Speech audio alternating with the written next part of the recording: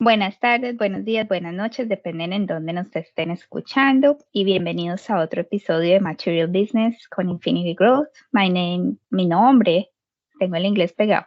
Mi nombre es Mónica Hernández y yo soy su host y hoy tengo una invitada súper especial, Sara Arteaga. Gracias por estar con nosotros.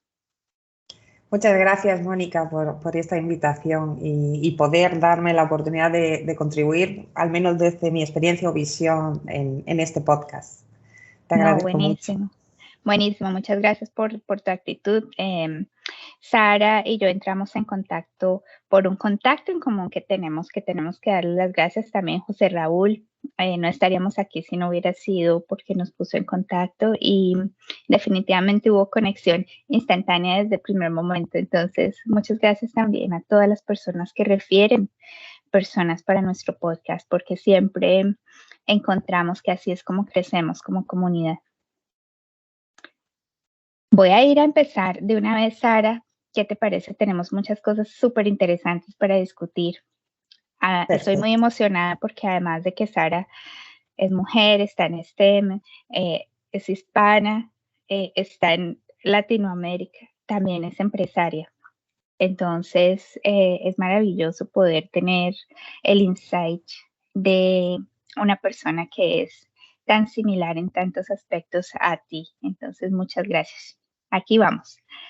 Sara es CEO y la cofundadora de los laboratorios La COEX, en una trayectoria de casi 30 años colaborando en grandes proyectos, realizando estudios, investigación, análisis, pruebas y ensayos de materiales para los sectores de ingeniería civil, energías renovables, minería, industria, edificación, transporte y construcción de infraestructuras. Fundó la comunidad global digital Evolutioning para generar un espacio de co-creación y aprendizaje constante en beneficio del crecimiento personal y profesional de personas que quieren contribuir a construir un futuro y mundo mejor. Ya ven por qué tuvimos una conexión inicial instantánea. Comparten su experiencia como Learning Facilitator in the Global Alumni para programas del MIT, Professional Education and Innovation Sistemática, Liderazgo en Innovación y Cultural Awareness, donde acompaña a grandes profesionales a conseguir la mejor experiencia de aprendizaje. Su pasión son los desafíos, la innovación, la tecnología, evolucionar constantemente mediante el aprendizaje y compartir creando redes y comunidad.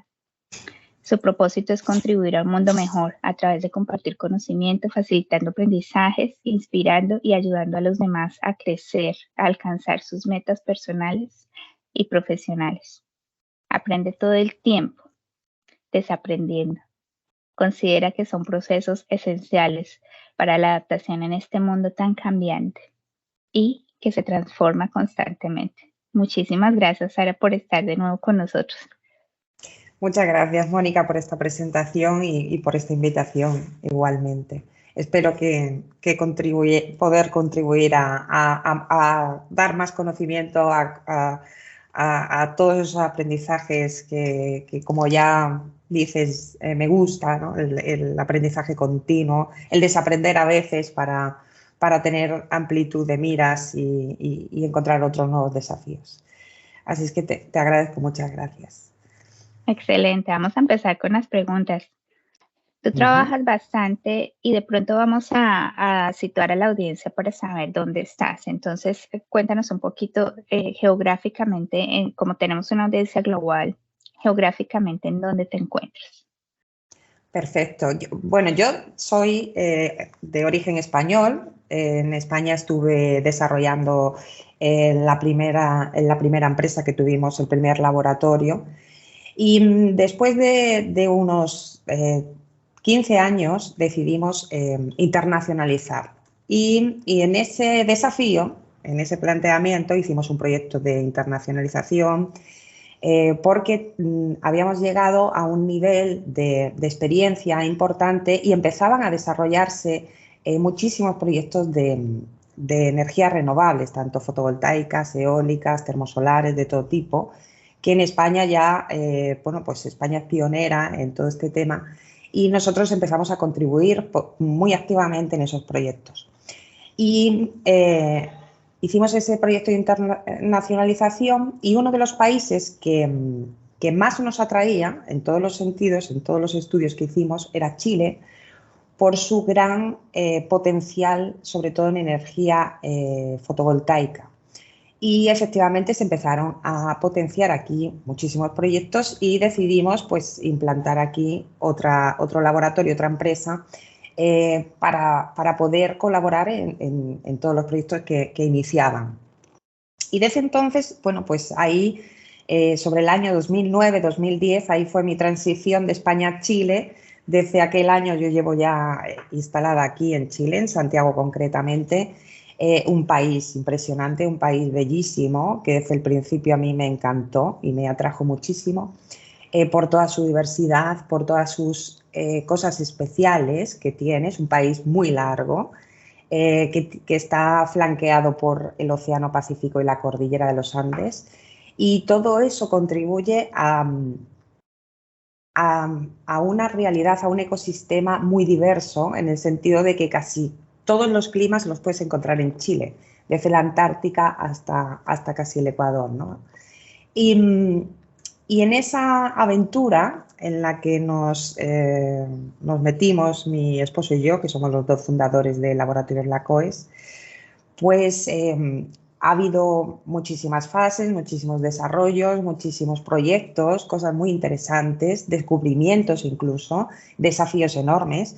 Y todo eso es lo que yo quería un poco compartir, sobre todo en el enfoque de nuestros trabajos realizados en el desierto de Atacama, que consideramos que es una de las zonas del mundo más especiales que puede existir.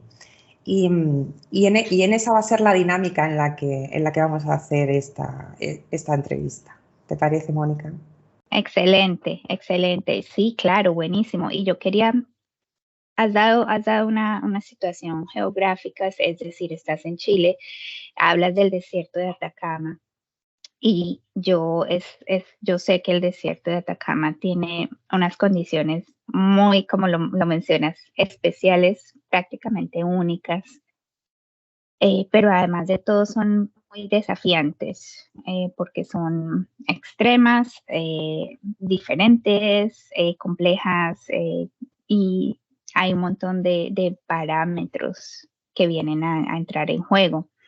Entonces, ¿podrías tú compartir de pronto con nosotros cómo estas condiciones específicas del desierto afectan específicamente la durabilidad y el rendimiento, pues, de estas instalaciones fotovoltaicas? Perfecto, sí. Gran pregunta. Como comentaba, pues esta zona concreta dentro de Chile, que se localiza en el norte, lo que llaman aquí el norte chico, el norte grande, que cubre regiones como desde Coquimbo hasta Arica, ¿vale? Ya Arica está limitando con Perú. Pues tiene una extensión enorme, tiene una extensión de unos 100.000 kilómetros cuadrados, que viene siendo una longitud de unos 1.600 y unos 1.600 kilómetros de largo y unos 180 de ancho, que sería desde la costa hasta la cordillera, por lo cual es una extensión muy grande. Esa zona es rica en minerales, hay muchísima minería en explotación ahora mismo, y una de las más potentes del mundo, sobre todo en cobre, aunque hay otros muchos minerales. Ahora mismo uno de los desafíos que tiene Chile, y muy importante para el mundo, es el litio. Esas zonas donde hay grandes depósitos de litio van a ser explotadas, están en fases de proyecto para ser explotadas, y porque se ha determinado que el litio es algo que está siendo imprescindible en nuestros días, ¿no? Por el tema de las baterías, y todo esto viene también alineado con lo que vamos a hablar en el aspecto de energía, ¿no? En el aspecto de energías renovables. Y como decías, es una zona muy peculiar, tiene unas condiciones muy específicas. Es tanto eso que ya se ha visto en un reciente estudio que ha publicado la American Meteorological Society, que ha determinado que el altiplano del desierto de Atacama es el lugar más soleado de la Tierra, al punto de que recibe tanta luz como nuestro vecino, el planeta Venus. Así de extremo es. Eso ya lo han demostrado en esta asociación.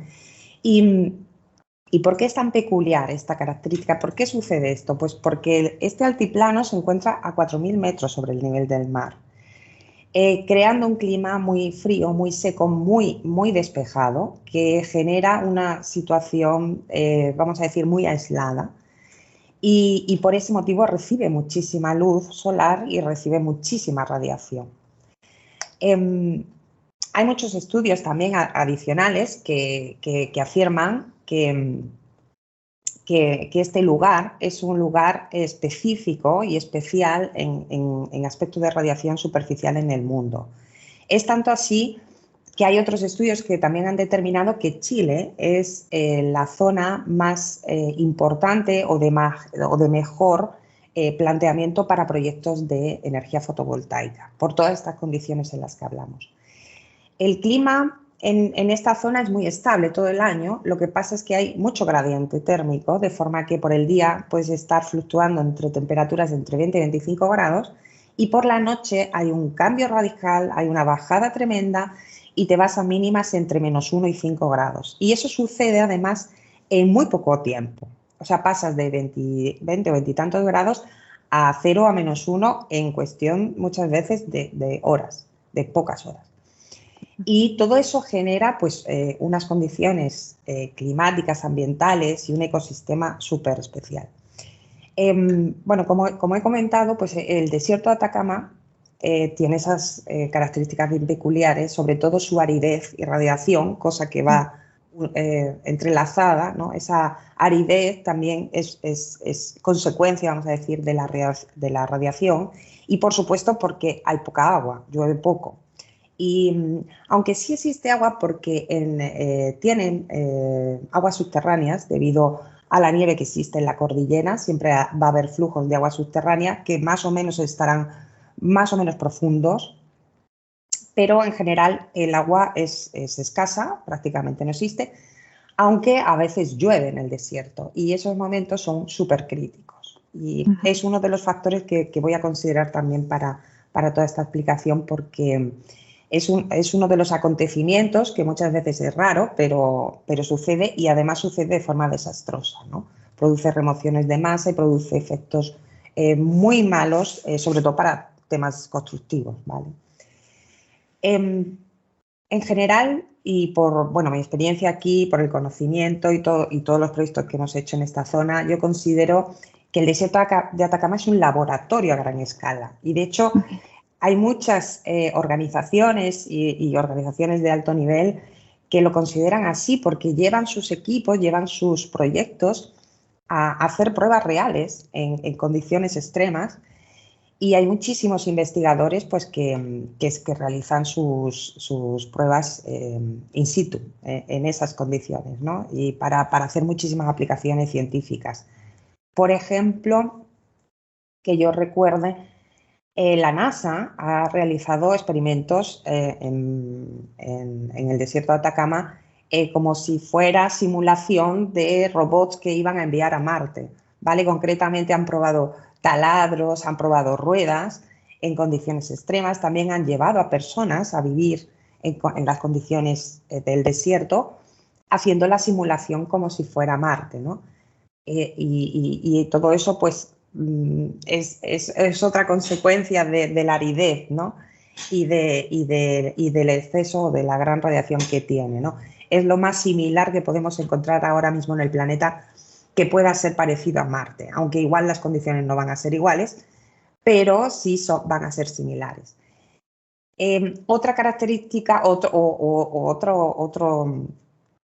condición que hay muy importante es que es uno de los sitios mejores para la observación astronómica, astrofísica. Por eso los mayores telescopios y los mejores telescopios, los más desarrollados, están en San Pedro de Atacama, ¿vale? Porque las condiciones ambientales del cielo son únicas. El cielo es súper limpio, es súper claro y no hay interacciones de nubes prácticamente. Entonces eso les da a ellos una posibilidad de visualización y de observación de prácticamente todos los días del año, por lo cual también es algo muy ventajoso. Y por supuesto, y lo que nos viene aquí al tema que vamos a tratar, es que también es un sitio muy importante y muy relevante para el desarrollo de la energía fotovoltaica, por la radiación, la gran radiación que tiene. Por todo esto, pues el desafío de la industria de renovables, pues aunque ha encontrado muchos, o sea, se han realizado muchos estudios, pruebas y análisis de todo tipo, pero han tenido que desarrollar ciertamente diseños específicos para construir esas instalaciones fotovoltaicas en este clima, ¿no? En estas condiciones tan adversas. ¿Y qué factores han sido los que han tenido que considerar y que efectivamente afectan a la durabilidad y el rendimiento de las instalaciones fotovoltaicas? Pues son varios. No todos a lo mejor influyen en las mismas zonas porque, como os decía al principio, el desierto de Atacama es extenso. Está el altiplano, también está la zona costera. Las condiciones varían más o menos, pero en general tienden a lo que hemos comentado, ¿no? Pero bueno, se ve y se ha experimentado que la suspensión de arena en el ambiente pues es una condición un poco desfavorable para el aspecto, para el tema de las placas, porque se acumula, ¿no? Se acumula en superficie y eso requiere que se tenga un mantenimiento constante de limpieza y de revisión, ¿no? Otro factor que también influye y que también estudiamos en profundidad es el tema de la corrosión de metales. Las instalaciones fotovoltaicas, bueno, pues la peculiaridad principal es que tienen una pila, vamos a decir un perfil metálico que se hinca en el terreno y sobre ese perfil se apoya o se instala lo que es la placa, ¿no? Entonces, ese perfil al final queda en contacto directo con el terreno y se puede producir corrosión por distintas composiciones químicas que tiene ese terreno, que voy a hablar de ellas un poquito más en profundidad. Y entonces, una de las cosas que hay que estudiar y hay que controlar mucho, pues es que esos metales están expuestos a ambientes agresivos, tanto por el suelo como por el ambiente, ¿vale? Otra condición es, que ya la hemos comentado antes muy ligeramente, es el caso de lluvias, que se produzcan lluvias. El desierto es una zona muy árida, no es una zona muy arenosa, en general suele ser más rocosa que arenosa, pero igual se producen algunas tormentas de arena y, por supuesto, cuando suceden lluvias puede ocasionar efectos muy adversos porque se producen remociones de masa, ¿vale? Hay zonas donde hay aluviones, hay zonas donde puede haber inundaciones. De hecho, hay una peculiaridad muy preciosa, muy bonita, del desierto que se llama el desierto florido, porque cuando llueve en ciertas condiciones del año, hay ciertas lluvias apropiadas en ciertos momentos que lo que hacen es producir una floración extensa del desierto. Entonces es impresionante cómo cambia la visual, el escenario de ese desierto, lo ves árido y al poco que llueve se produce una floración inmensa, suele ser de muchísimo color. Amarillos, fucsias, un colorido tremendo. Y eso también pues indica que podría haber vida, pero no existe debido a que hay ausencia total de agua, ¿okay? Pero, como os decía, las lluvias pueden producir efectos muy adversos y muy complejos.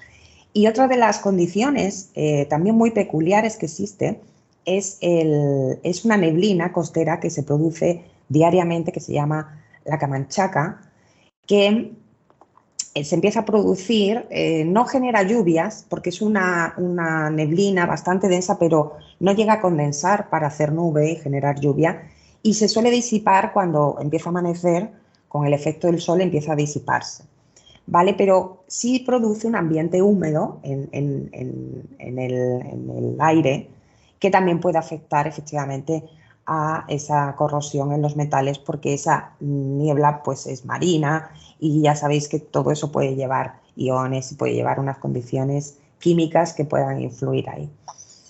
Y todos estos aspectos efectivamente pues van a influir tanto en el rendimiento como en la durabilidad, ¿no?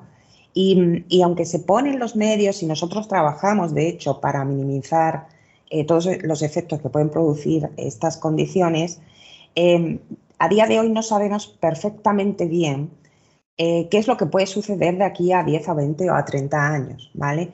Cuando una instalación fotovoltaica se plantea, lo normal es que su vida útil sea cercana a los 30 años.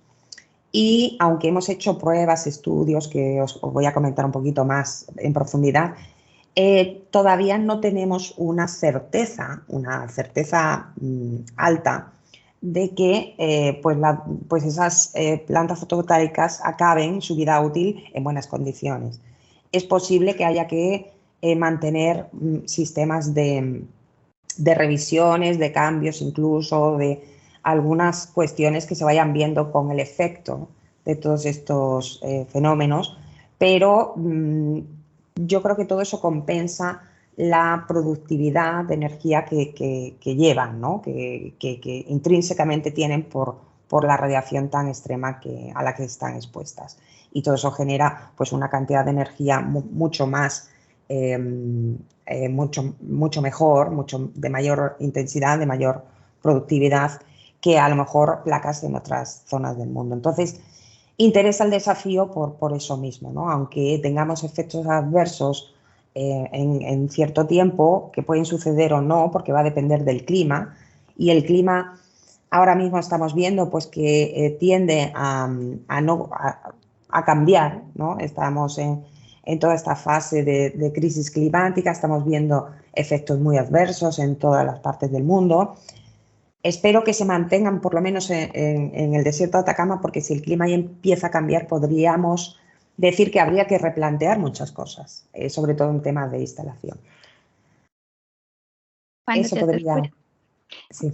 Gracias, Sara. Súper completa la explicación y lo logras hacer de una manera que transmite exactamente el mensaje. Yo me estaba haciendo la imagen mental a medida que te ibas hablando de cómo podría ser esta condición, y ya habiendo estado en un desierto, no el mismo, pero cómo eso hace la correlación entre pues lo que tengo en mi mente y lo que está pasando. Uh-huh. Y lo que dices es muy interesante, como es una industria que no tiene todo el background, la experiencia, los años que tienen otro tipo de industrias, como la industria petrolera, por ejemplo, o otro tipo de industrias.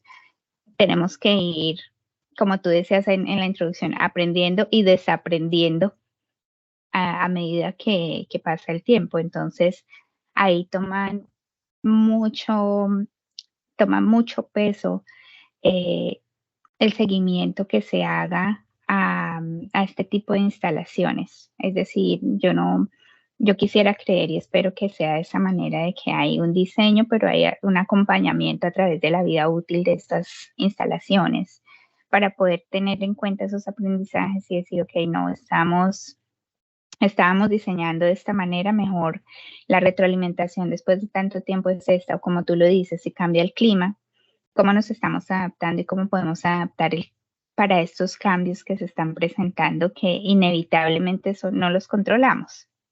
Así es, absolutamente. Entonces, esos van a ser desafíos que podemos tener a futuro. Pero con el conocimiento que tenemos ya, podemos empezar a predecir ciertas cosas. Y para que no sea algo que nos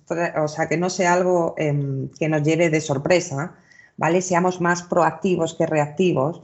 Y conociendo la posibilidad de, por ejemplo, de lluvias y la posibilidad de que pueda haber disoluciones de sales, que pueda haber una remoción de masa, todo eso ya se puede empezar a plantear para estos nuevos proyectos como opcional, o sea, como algo que puede suceder y habrá que poner los medios para conseguirlo, que por lo menos esa estabilidad y esa durabilidad se mantenga independientemente de los efectos del clima, cuestión que siempre va a ser compleja, porque en ingeniería en general no podemos predecir todo. Muchas veces tienes unas condiciones, los típicos periodos de retorno en los que nos apoyamos para hacer nuestros diseños, pero Siempre pues habrá que tener presente la posibilidad de que surjan ciertas cosas y poder mitigar con tiempo y con precaución, ¿no? Para por lo menos amortiguar o minimizar los efectos que pudieran venir. Claro, y ahí tocas un punto neurálgico en la parte de diseño y es las predicciones y los análisis, los tests, cómo hacemos, cómo tomamos, no sé, cómo podemos predecir.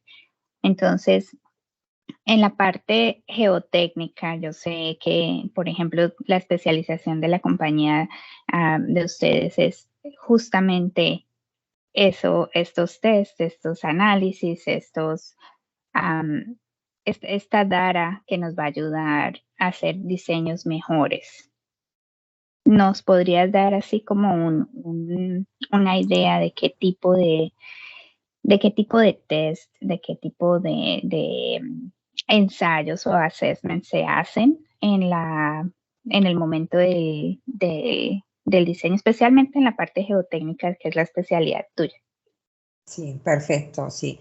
El tema geotécnico es imprescindible, o sea, súper necesario porque nosotros como laboratorio y como ingeniería lo que hacemos es definir, identificar, clasificar, bueno, hacemos muchísimas cosas para determinar bien cuáles son las condiciones del terreno, ¿vale? Cuál es la composición, cómo es su formación, cuál es su resistencia, todos esos parámetros que nosotros determinamos en laboratorio son imprescindibles para que luego se diseñe y se construya cualquier instalación fotovoltaica y cualquier construcción en general, porque no solamente se aplica al tema de energía renovable, sino que también para la construcción de carreteras, puentes y todo tipo de edificios, en fin. Y uno de los mayores desafíos, además de todo lo que hemos comentado del desierto de Atacama, uno de los mayores desafíos que tiene Chile son los terremotos. Los terremotos, aquí, bueno, ya muchos sabréis que Chile es uno de los países más sísmicos del mundo. Por lo cual, una de las consideraciones, incluso a veces es principal, o sea, es la condición más importante, es que las instalaciones y todo lo que se construye tiene que cumplir con una normativa sísmica que es bastante exigente. Por eso Chile es un desafío a nivel constructivo, pero se construye muy bien, se construye con mucha robustez, se construye con mucha tecnología también. Y eso pues también es una ventaja a la hora de desarrollar sistemas constructivos. Pero aparte de los terremotos, junto con estas características especiales del desierto, pues el desempeño geotécnico, imaginaros, tiene que ser súper exigente, porque tenemos que tener todos esos factores presentes para poder diseñar y poder construir cualquier tipo de planta, de instalación, en definitiva. Pero en el caso del desierto de Atacama, cuenta con cierta ventaja al tratarse de un terreno más o menos rocoso, aunque en superficie tiende a ser arenas con fragmentos de gravas y roca. En profundidad normalmente se encuentra la roca o suele ser un terreno bastante firme que nos puede dar cierta seguridad en aspectos resistentes, ¿vale? Pero aparte hay otras peculiaridades que también hay que considerar, y es que estos suelos presentan un alto contenido en sales sobre todo sales solubles, como pueden ser cloruros, sulfatos, aunque existen otras como carbonatos y de otro tipo, y también deben de ser identificadas y bien evaluadas para saber perfectamente dónde estamos colocando nuestra instalación y poder evaluar o pronosticar si eso nos puede dar ciertos problemas a futuro, ¿vale? Y todo eso es un análisis a través de muchísimas prospecciones que realizamos, ensayos que realizamos, con la finalidad de hacer un modelo final que dé toda esa información para que el ingeniero que vaya a hacer el diseño final tenga toda la información necesaria para poder dar la mejor solución al proyecto. Por lo cual, pues nuestro trabajo, que además es de los primeros que entran en juego cuando se plantea un proyecto de cualquier tipo, en este caso fotovoltaico, pues es muy importante. El trabajo del laboratorio como tal es súper importante. Hay que realizar prospecciones de todo tipo, tipo sondeo, tipo calicata, hacemos también sísmicas, de refracción geofísica en general, también para saber si puede haber posibles oclusiones, cambios de terreno en profundidad, huecos, porque también sucede que puede haber cuevas o antiguas minas que también deben de ser localizadas, todo por la seguridad y la estabilidad de la instalación, porque la inversión de estas instalaciones es enorme. Aparte, la necesidad que tienen cada vez es más importante. Entonces, hay que asegurar súper bien todo lo que se pueda asegurar. Va a ser necesario para dar pues la mejor solución al problema de la instalación y sobre todo para que la instalación a lo largo de los años funcione como tiene que ser, ¿no? Y no pierda debido a problemas geotécnicos o de colapsos de terreno o de mil factores que pueden influir ahí, no pierda su producción, ¿no? Porque eso ya iría en decremento de la finalidad y del objetivo de estos proyectos, ¿no? Entonces, por eso nuestro trabajo aquí es enormemente importante, somos los primeros en ir a terreno, a tomar esas muestras y lo que hacemos es, bueno, pues se hacen sondajes que llegan a más profundidad, suelen llegarse a 30 metros, a veces que a más. También se hacen calicatas someras para también un poco establecer cómo serían los caminos de acceso y el resto de infraestructura que conlleva la instalación. Y de todas esas prospecciones que hacemos, tomamos muestras de terreno natural, la traemos al laboratorio y hacemos una gran cantidad de análisis y pruebas con determinación de muchísimos parámetros, que todo eso va al final en un modelaje que se entrega como parámetros que deben de ser considerados. Supremamente interesante. Entonces, ustedes tienen un rol, como dices tú, primordial en la decisión que toman las personas que diseñan para seleccionar adecuadamente no solamente el tipo de material, sino la locación. De pronto hay un sitio que geográficamente favorece el desarrollo del proyecto, pero geotécnicamente no es el adecuado para que el material que estemos o el diseño que estemos haciendo sea exitoso a lo largo de su vida y más allá. Entonces, es de pivotal importancia, diría yo, sobre todo en unas condiciones tan extremas como las que nos describiste. Y adicionándole el componente sísmico, que es decir, un montón de variables que se suman para que tengamos una mezcla bastante retadora, diría yo, para cualquier diseñador, para cualquier ingeniero y construcción. Así es. Supremamente interesante. Y me surge una pregunta, Sara. Hay en extensión, como tú dices, el desierto es bastante largo, porque el país es largo. ¿Hay zonas preferenciales o zonas, las que tú dirías, de todo lo que hemos ya evaluado, la peor zona o la zona en la que tenemos más challenges, cosas más difíciles de sobrepasar es esta, y la zona que tiene algún beneficio extra, que no tiene tantas contras, es esta? Es decir, como un mapeo de toda la zona, o es algo que todavía no está hecho.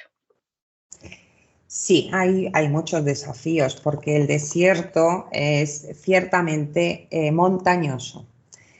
El primer desafío es que no hay acceso a muchas zonas del desierto de Atacama, no hay acceso por camino, por carretera. Muchas de las zonas son inaccesibles, por decirlo de alguna manera, o el acceso es tremendamente complejo, ¿vale? Entonces, los primeros desarrollos que se han ido haciendo han sido en zonas fáciles de acceder. Zonas donde se ha evaluado que había buenas condiciones climáticas o de radiación, pero zonas fáciles de acceder cerca de la autopista principal, que es la Ruta 5, que es la Panamericana, que va desde Panamá hasta el sur de Chile. Normalmente los primeros desarrollos en fotovoltaica se han ido haciendo cerca de las principales vías de comunicación, ¿vale? Y es un factor importante, ¿por qué? Porque cuando nosotros llevamos una planta o hacemos una instalación fotovoltaica, puede ser que encontremos mejores condiciones en el altiplano, a 4.000 metros de altura, por supuesto, pero también hay que pensar que la energía que producimos la tenemos que transportar. Total. Porque no solamente se trata de instalar la planta, hay que realizar una subestación eléctrica que transforme la electricidad y la podamos distribuir al resto del país o al resto del mundo. Y todo eso requiere otra infraestructura que no es menor, que es las instalaciones de líneas eléctricas. Y es una infraestructura costosa, es una infraestructura que también tiene sus limitaciones por extensión y por recorrido. Entonces, todo eso los ingenieros lo estudian. Todas esas posibilidades, toda esa viabilidad se estudia de forma que el resultado se busque ser lo más efectivo posible, lo más económico posible, la mejor rentabilidad en costo y beneficio, ¿no? Y sí es un desafío porque realmente el desierto no es plano, es un desierto montañoso con todos esos desafíos de acceso que os cuento, y sí se buscan sitios apropiados para cumplir con todas esas características y que sea realmente rentable la producción energética. Claro, y ahora que lo estás describiendo, obviamente es algo que hay que pensarlo como modelo de negocio. Puede que Absolutamente. tengamos, claro, puede que tengamos unas condiciones perfectas, pero como tú dices, la distribución es muy, la infraestructura para la distribución sería material proyecto, como decimos aquí. Entonces, Totalmente. entonces es una otra cantidad de variables extras que ahora vienen desde el modelo, no solamente ingeniería y de diseño, sino de negocio mismo. ¿Cuál es el retorno que va a tener con esta para que sea económicamente viable? Así es. De hecho, todo eso se estudia a priori. O sea, la rentabilidad del proyecto tiene que ser buena, tiene que ser muy favorable, porque muchos de estos proyectos son privados, son realizados por empresas privadas o en colaboración con empresas privadas.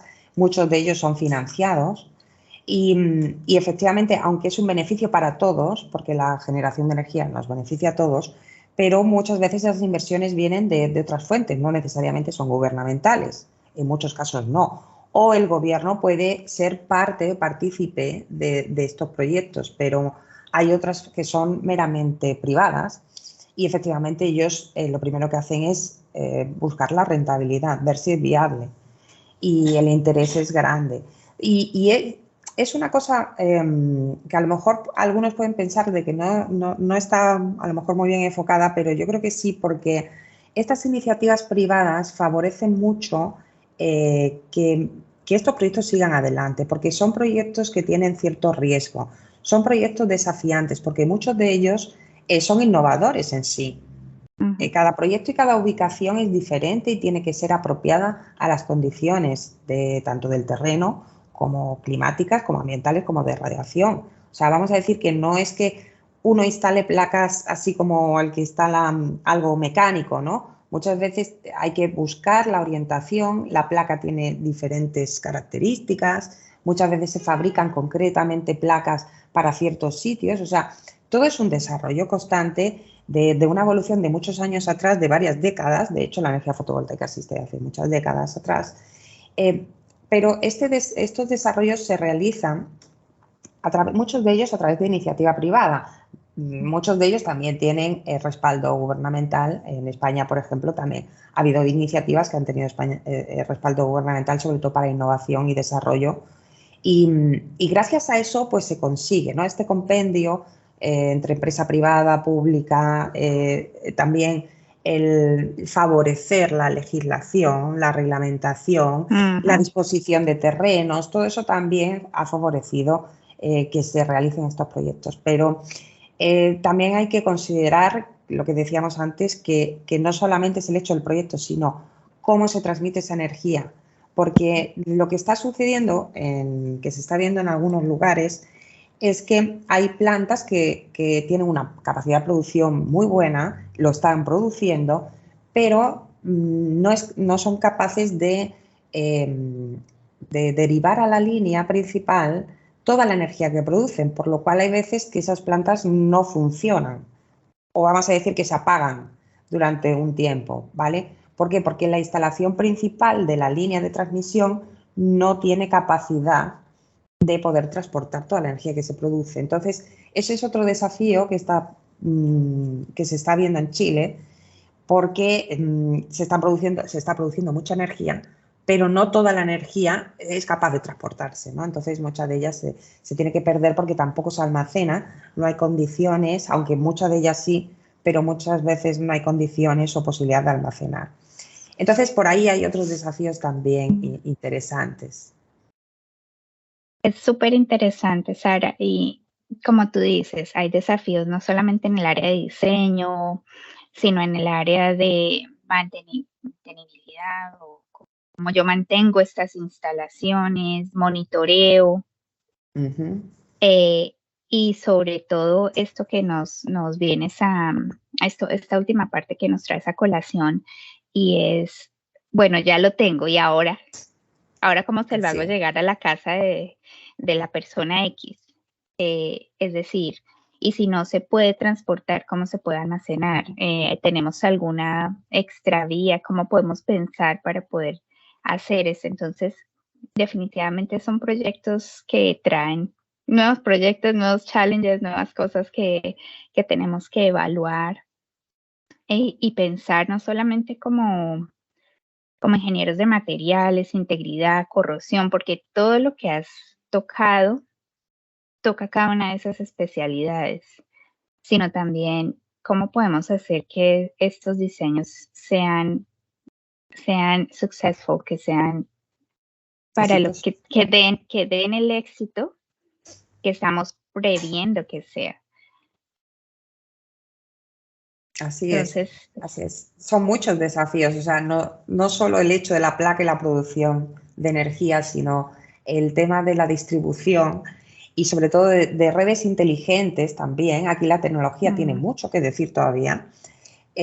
Todos esos sistemas, o sea, todas esas plantas al final, o incluso, bueno, hay también muchísimas parques eólicos, termosolares, o sea, no solo es fotovoltaica, sino que hay desarrollo de muchas opciones en temas de energías renovables.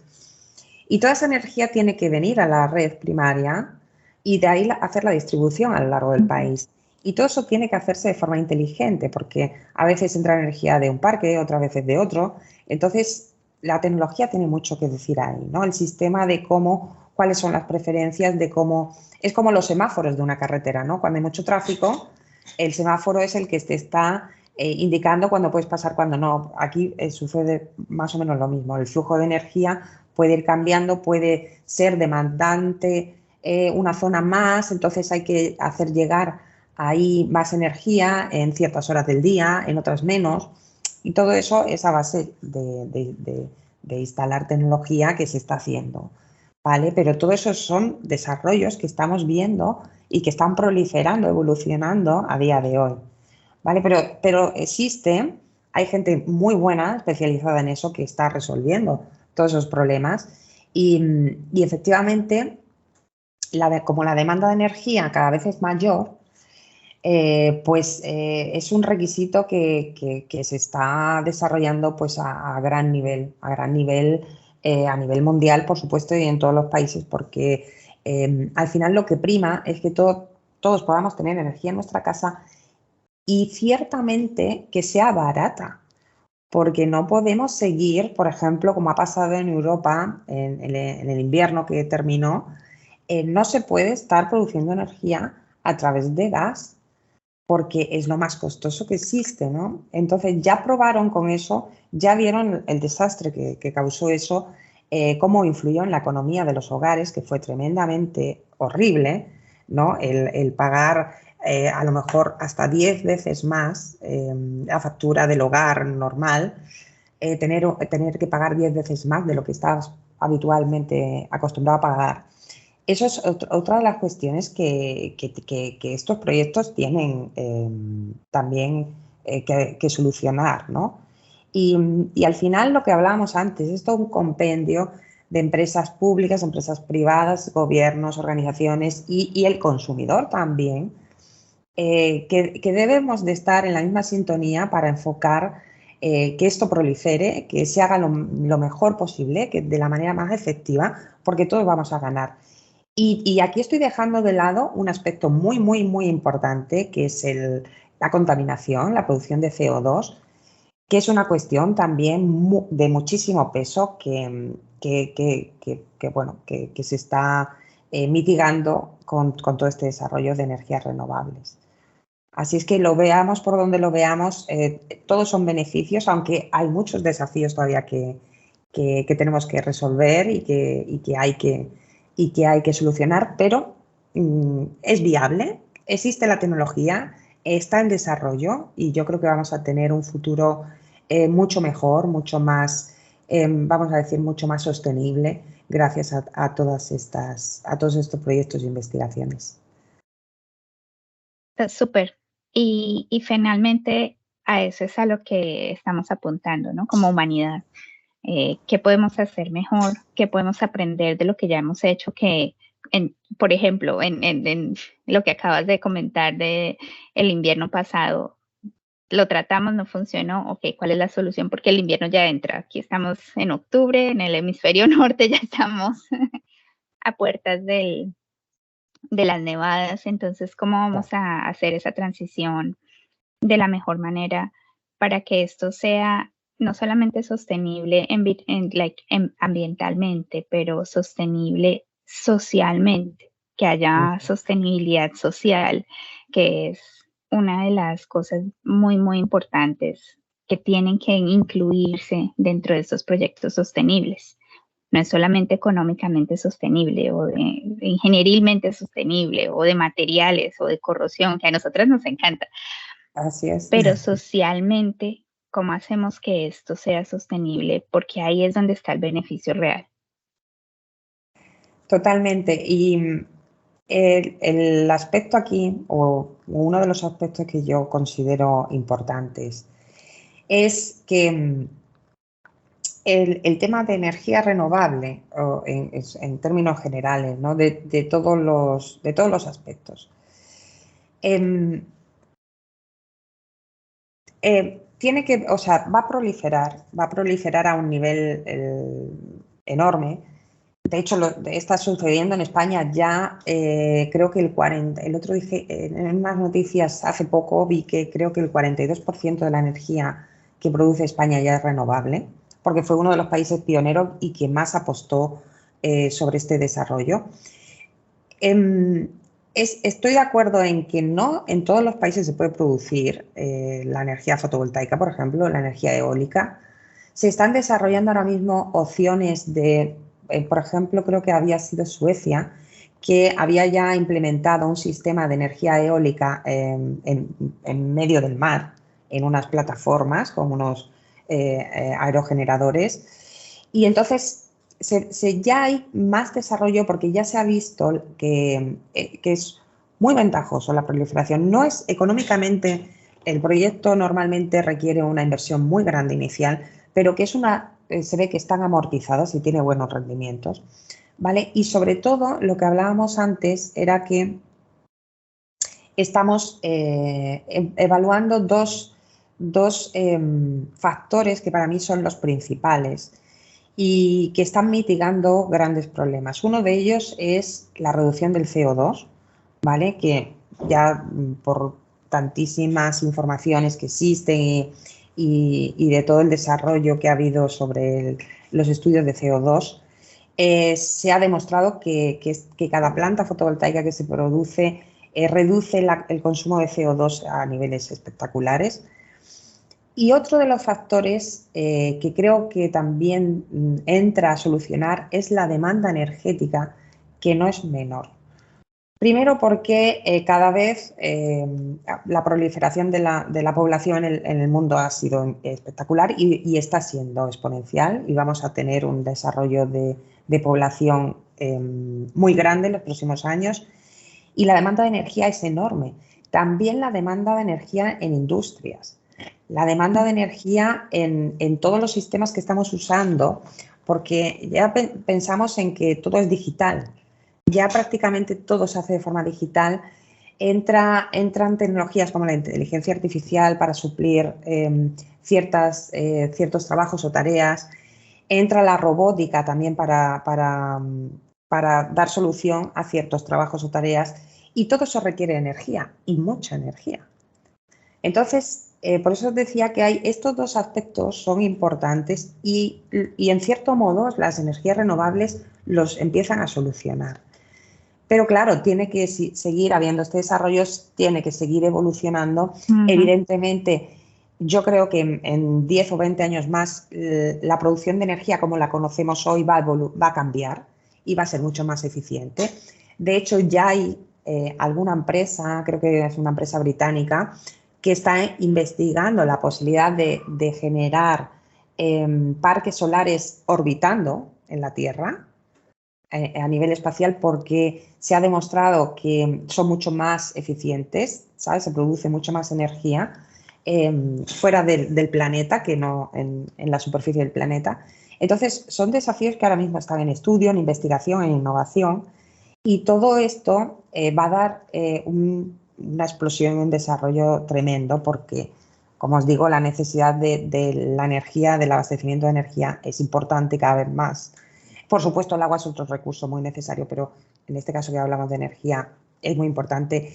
Y otro aspecto que yo considero fundamental es el de los países que están en vías de desarrollo o que están en proceso de desarrollo, que pueden tener la posibilidad de generar su propia energía autónoma, porque ya pueden ellos mismos, al existir los sistemas y las patentes y las producciones de placas, una persona que viva en unas condiciones aisladas incluso, puede implementar pues un pequeño sistema de energía solar para ser autónomo en su producción de energía, ¿no?